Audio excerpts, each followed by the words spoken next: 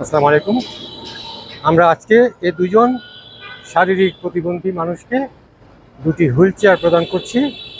এই দুজনেরই দুটি পা বিকলাঙ্গ এবং এই বয়োবৃদ্ধ লোকটির 4 হাত পাই বিকলাঙ্গ।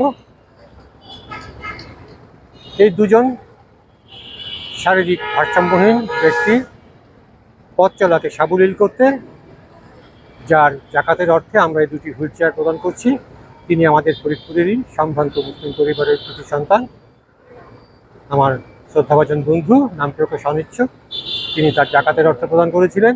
তার জাকাতের অর্থ দিয়ে প্রাথমিক পর্যায়ে আমরা একজন বয়োবৃদ্ধ মাকে তার জীবিকা নির্বাহের জন্য তার দোকানের যাবতীয় মালামাল সামগ্রী ক্রয় করে দিয়েছিলাম। দ্বিতীয় পর্যায়ে আমরা এই দুজন শারীরিক প্রতিবন্ধীকে দুটি হুইল চেয়ার প্রদান করছি এবং অবশিষ্ট অর্থ দিয়ে আমরা পরবর্তীতে আরও মানবিক কার্যক্রম পরিচালনা করবো ইনশাল্লাহ। মহান রাব্বুল আলামিন বলেছেন, তার যে বান্দা জাকাত আদায় করলেন, আল্লাহ তাআলা তার সম্পদে অধিক বারাকা দান করবেন, তার সম্পদকে হালাল করে দেবেন, তার সম্পদকে বিক্রি করতে করতে পাহাড়সম করে দেবেন।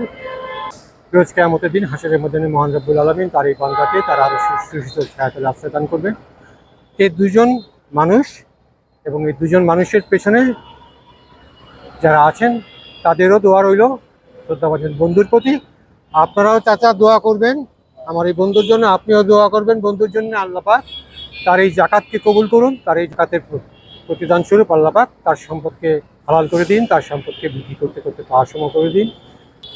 রোজ কিয়ামতের দিন হাসরের ময়দানে মহান রাব্বুল আলামিন তার এই বান্দাকে তার আরও সুশীতল ছায়াতলে আশ্রয় দান করুন। শ্রদ্ধাভাজন বন্ধুর জন্য আমাদের সকলের দোয়া এবং শুভকামনা থাকবে।